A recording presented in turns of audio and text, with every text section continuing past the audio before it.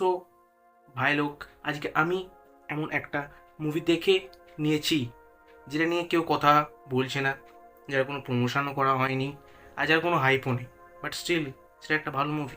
Yes, মেয়ে ঠিক guess করেছো, আমি কথা বলছি জন অ্যাব্রামের দ্য ডিপ্লোম্যাট মুভিটা নিয়ে। আর এই মুভিটার যেহেতু কোনো হাইপ নেই, তাই বক্স অফিসে আরামসে মুভিটা ফ্লপ হয়ে যাবে, বাট এর একটা ট্রু ইভেন্টের ওপর বেসড মুভি, অ্যান্ড তোমার এই মুভিটা দেখা উচিত কিনা আজ এই ভিডিওতে আমরা সেটা নিয়েই কথা বলবো। সো এই ডিপ্লোম্যাট মুভির ভেতর একটা সিম্পল স্টোরি আছে, মানে একেবারে সোজা সাপটা স্টোরি। একটা ইন্ডিয়ান মেয়ে পাকিস্তানে ফেঁসে যায়, কিসের জন্য ফেঁসে যায় তুমি মুভিটা দেখলেই জানতে পারবে। তো সে পাকিস্তান থেকে আবার ইন্ডিয়া নিজের দেশে ফিরে আসতে চায়, আর পাকিস্তানের লোকরা যেহেতু একটু এক্সট্রা অর্ডিনারি টাইপের ভালো, তাই বুঝতেই পারছো জিনিসটা প্রচণ্ড কমপ্লিকেটেড হয়ে যাবে।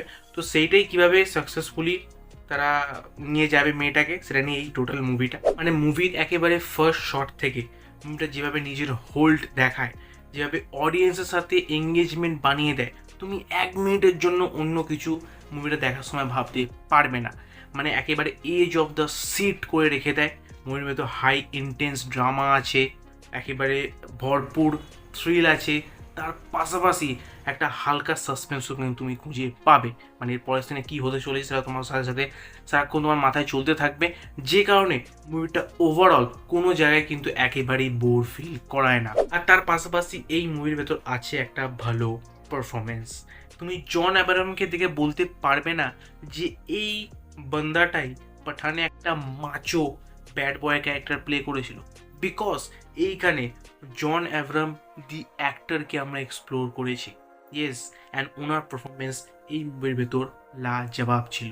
পাশাপাশি এই মুভির মেন ক্যারেক্টার যাকে নিয়ে এই স্টোরিটা বিল্ড করা হয়েছে, মানে উজমা আহমদ, যে ক্যারেক্টারটা প্লে করেছে একটা মেয়ে, মেবি অক্ষয় কুমার রক্ষাবন্ধন মুভির ভেতরেও উনি ছিলেন।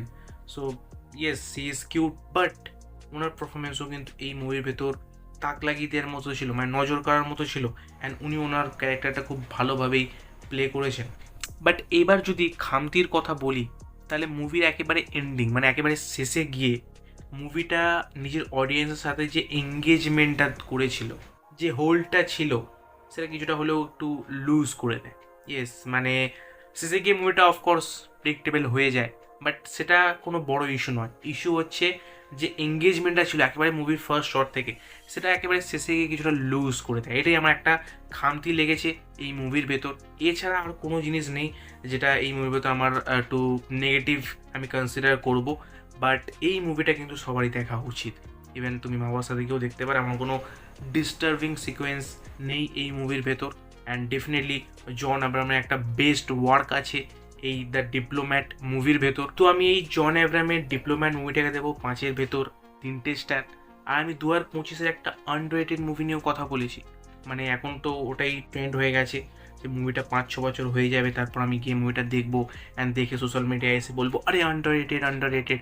তো সেটা যদি না করতে চাও, তাই ডেফিনেটলি 2025-এর ড্র্যাগন মুভিটা গিয়ে ওয়াচ করতে পারো। আর তার আগে আমার রিভিউটা গিয়ে চেক আউট করতে পারো, আমিও ড্র্যাগন মুভি নিয়ে কথা বলেছি।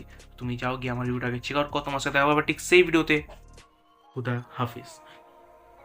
তো গাইজ দেখতে পাচ্ছ ডিপ্লোম্যাট মুভিটা দেখার পর আমার ভাষাও দিতে পাল্টে যাচ্ছে।